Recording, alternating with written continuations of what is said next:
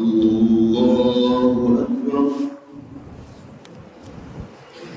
الحمد لله رب العالمين الرحمن الرحيم مالك يوم الدين إياك نعبد وإياك نستعين اهدنا الصراط المستقيم صراط الذين أنعمت عليهم غير المغضوب عليهم ولا الضالين.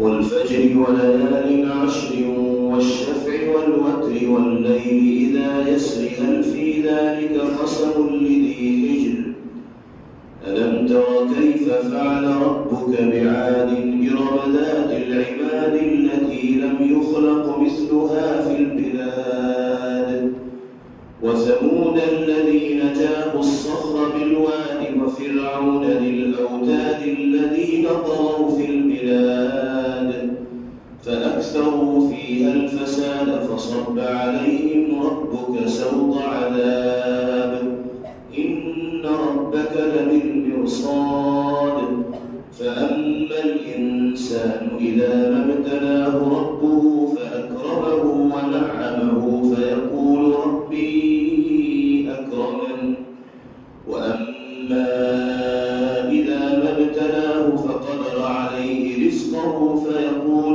ربي أهانن كلا بل لا تكرمون اليتيم ولا تحاضون على طعام المسكين وتأكلون التراث أكلا لما وتحبون المال حبا جما كلا إذا دكت الأرض دكا دكا وجاء ربك والملك صفا صفا وجيء يومئذ بجهنم يومئذ يتذكر الإنسان وأنى له الذكرى يقول يا ليتني قدمت لحياتي فيومئذ لا يعذب عذابه أحد ولا يوثق وثاقه أحد يا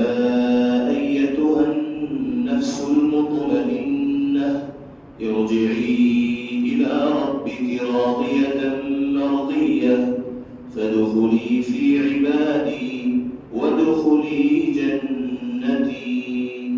الله أكبر.